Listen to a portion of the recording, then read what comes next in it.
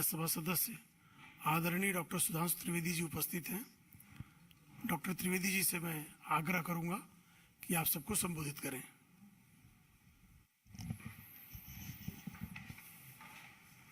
मित्रों, आप सभी इस तथ्य से अवगत हैं कि प्रधानमंत्री श्री नरेंद्र मोदी जी के नेतृत्व में भारतीय जनता पार्टी और एनडीए की सरकार निरंतर विकास के नए सोपानों तक भारत को पहुंचाने के कार्य में अहरनिश लगी हुई है। और न सिर्फ विकास के मार्ग प्रशस्त हो रहे हैं, परंतु उसी के साथ साथ हमें जन समर्थन भी मिलता जा रहा है। एक के बाद एक होने वाले राज्यों के चुनाव भी इस तथ्य को प्रमाणित कर रहे हैं अथवा इसकी गवाही दे रहे हैं। परंतु इस देश में कुछ ऐसे लोग भी हैं जिन्हें जब तक किसी कार्य में विघ्न उत्पन्न करने का मौका न मिले तब तक उन्हें संतोष नहीं होता। यदि चीजें सकारात्मक और सही दिशा में चलती रहें तो उन्हें असुविधा होने लगती है। कांग्रेस पार्टी, मैं मानता हूं कि इसी विघ्न संतोषी मनोवृत्ति की पार्टी है कि जब विघ्न दिखेगा तभी उनके मन में कोई संतोष उत्पन्न होगा, अन्यथा उनके मन में एक छटपटाहट उत्पन्न रहती है। और यह मैं इस आधार पर कह रहा हूं कि भारत की राजनीति में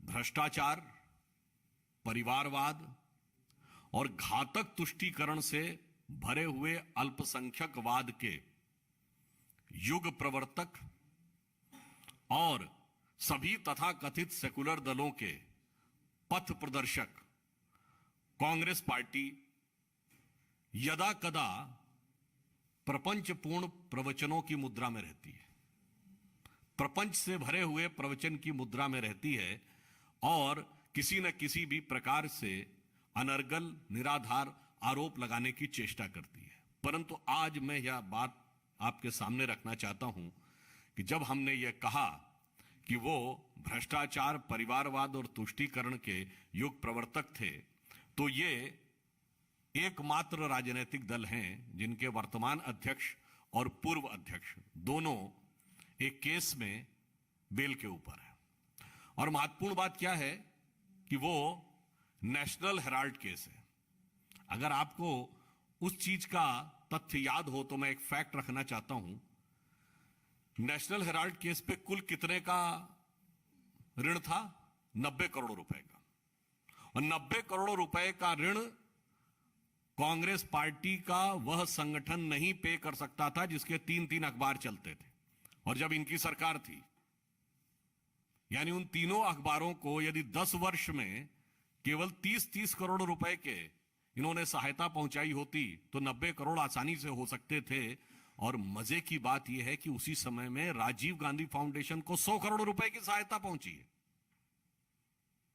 क्या यह बात आपको असहज नहीं लगती है कि यदि एक उनके निजी फाउंडेशन को सरकारी विभागों तक से सीधे सहायता मिल सकती है? प्रधानमंत्री नेशनल रिलीफ फंड से एक नहीं 3 बार राजीव गांधी फाउंडेशन को सीधे सहायता मिलने के का उल्लेख रिपोर्ट में है 2006-7, 2005-6, 2006-7, 2007-8। इतना ही नहीं, चीन के दूतावास से भी आर्थिक सहयोग मिलने का है। और भारत के सांप्रदायिक सौहार्द के सबसे बड़े खलनायक डॉक्टर जाकिर नायक के भी संस्थान से बस ले ही लिया था कि आलोचना हुई और खतरनाक गेंद देखकर उन्होंने अपने कदम वापस क्रीज में खींच लिए, अन्यथा उन्होंने वह कार्य कर ही दिया था। अब मेरा सवाल यह है कि यदि इतनी सारी आपको आर्थिक सहायता राजीव गांधी फाउंडेशन को दिलवा सकते थे तो नेशनल हेराल्ड को क्यों नहीं? जबकि वहां तो आप सीधे, वो एक समाचार पत्र था, आप विज्ञापन तक देने के अधिकृत थे। इसका अर्थ यह है कि इधर भी धन संचित करना था और उधर एक ऋण की आड़ में एक बहुत बड़ी संपत्ति पर अपना अधिग्रहण करना था। यह मैंने सिर्फ इसलिए बताया है कि यह दो तरफा भ्रष्टाचार का एक उदाहरण बनता है, यह एक तरफा भ्रष्टाचार का नहीं। और भारत के इतिहास में यदि पहली बार प्रधानमंत्री सीधे भ्रष्टाचार के आरोप में घिरे तो वो कांग्रेस के ही प्रधानमंत्री थे, स्वर्गीय राजीव गांधी, बोफोर्स के मुद्दे पे। यदि भारत के इतिहास में पहली बार पूर्व प्रधानमंत्री को कोर्ट ऑफ लॉ में खड़ा होना पड़ा भ्रष्टाचार के आरोप में, तो वो थे श्री पीवी नरसिम्हा राव। और पहली बार यदि इस देश में एक्सीडेंटल प्राइम मिनिस्टर बना जिसके दौरे हुकूमत में फैटल करप्शन हुआ, तो वो थे कांग्रेस के डॉक्टर मनमोहन सिंह। और बताइए, सुरेंद्र नाथ बनर्जी, उमेश चंद बनर्जी, महादेव गोविंद रानाडे, फिरोज शाह मेहता, लोकमान्य तिलक, गोपाल कृष्ण गोखले, महात्मा गांधी, मदन मोहन मालवीय वाली कांग्रेस आज कहां खड़ी है कि वर्तमान और पूर्व अध्यक्ष दोनों एक भ्रष्टाचार के आरोप में बेल पर हैं। क्या यह स्थिति कांग्रेस को किसी भी प्रकार का कोई नैतिक आधार देती है कि वह देश के विषय में कुछ बोल सके? और मैं यह भी कहना चाहूंगा, मुझे ऐसा लगता है कि ये जिस प्रकार के बातें की जाती हैं, ये विकास के कार्यों से सकारात्मक दिशा में आगे जा रहे देश का ध्यान बटाने के लिए अथवा उनका मनोबल गिराने के लिए किया जाता है, या यह भी संभव हो सकता है कि उनकी खुद की जमीन जो दरक रही है G23 से लेके जो रिसेंट डेवलपमेंट है गोवा का, मतलब G5 या G6, G7 जो भी आप कहिए, तो G23 से लेके और G6, G7 तक जो कुछ घटित हो रहा है, वो जमीन खिसकने पर भी जमीर नहीं जाग रहा हो, तो शायद इसलिए यह होने की संभावना है। अतः मैं अंत में यह कहना चाहूंगा कि भ्रष्टाचार के आरोपों में आकंठ डूबी हुई कांग्रेस जिस विषय को लेकर भ्रष्टाचार के आरोप में है, क्या वो ये बताएं कि यदि वो अपने एक संस्थान को अपने शासनकाल में इतनी सहायता दिलवा सकते थे, तो मात्र उसके मुकाबले कम ऋण के लिए वो दूसरी संस्थान को सहायता क्यों नहीं दिला सकते थे, अथवा यह दोनों संपत्तियों को हड़प करने का एक मैकेनिज्म यानी एक डिवाइस था या नहीं। धन्यवाद।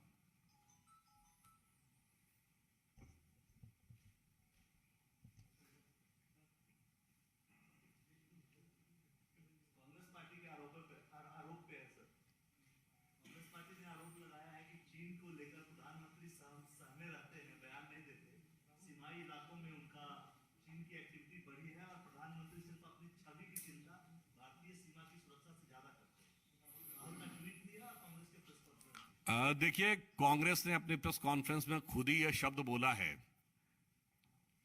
कि उनके अनुसार एक क्षेत्र पर चीन आ गया और चीफ ऑफ डिफेंस स्टाफ ने इसको नकार दिया। अब मैं कांग्रेस से प्रश्न पूछना चाहता हूं, क्या आपको भारत की सेना अध्यक्ष के द्वारा दिए गए उत्तर पर भरोसा है या नहीं? भारत की सेना पर आपका यकीन है या नहीं? अथवा आप सेना अध्यक्ष के दिए गए बयान के ऊपर भी राजनीति करना चाहते हैं क्या? हमें इसका उत्तर चाहिए।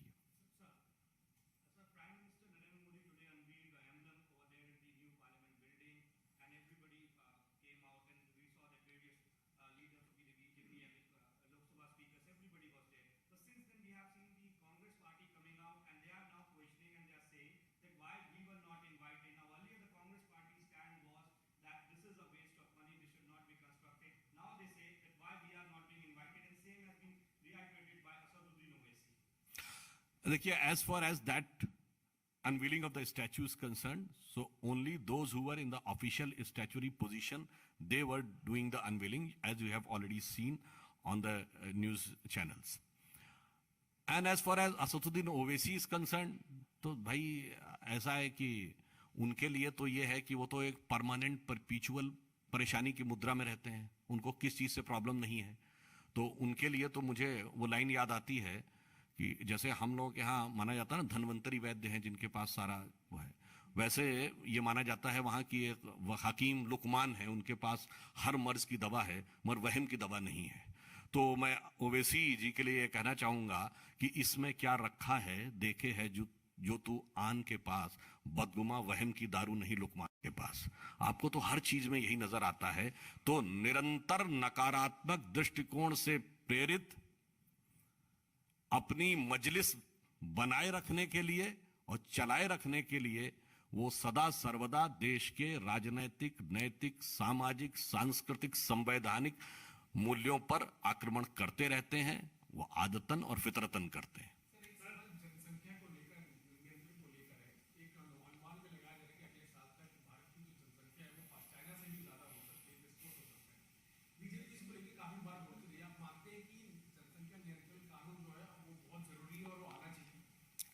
मैं ये कहना चाहता हूं कि जनसंख्या का विषय सिर्फ हमारा विषय नहीं है, ये भारत के हर जागरूक नागरिक का विषय है, क्योंकि इसके साथ हम सबका भविष्य और हम सबका विकास जुड़ा है। तो निश्चित रूप से इसमें देश के जन सामान्य से लेके राजनीतिक दलों को दलगत राजनीति से ऊपर उठकर एक सही दिशा में कदम बढ़ाना चाहिए। देवेंद्र पारसर जी, इंडिया टीवी। देवेंद्र पारसर जी, इंडिया टीवी। उसके बाद आपको सूचित देते हैं।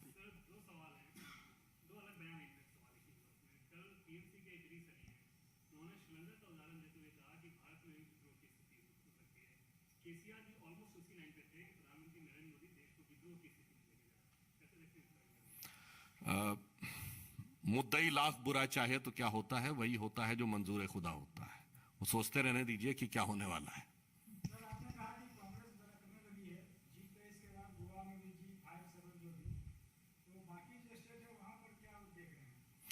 नहीं, हमें कुछ नहीं देखना, देखना तो उन्हें है। मगर मजे की बात यह है, वो आजकल फ्रेज यूज करते हैं DDLJ, हैं? दिल वाले दुल्हनिया ले जाएंगे। उन्हें समझ ही नहीं आया तो ले गए और पैसे वाले देखते रह गए। जनता ने तय कर लिया कि जो दिल के लोग थे उनके साथ दिया, पैसे वाले देखते रह गए। और कांग्रेस की स्थिति क्या हो गई, मुझे इसलिए याद आता है कि ये फ्रेज, ये short form of long titled films हम लोगों के बचपन में शुरू हुआ था। तो अगर आप लोगों को ध्यान हो, पहली कौन सी फिल्म थी जिसमें ये फ्रेज यूज हुआ था कि लंबा नाम और 4 लेटर्स का, वो जैसे DDLJ था। पहली फिल्म थी QSQT, कयामत से कयामत तक। तो आज कहे तो वो ये रहे, और कांग्रेस की स्थिति है कि अपने अंदर देखें तो कयामत से कयामत तक का हाल है।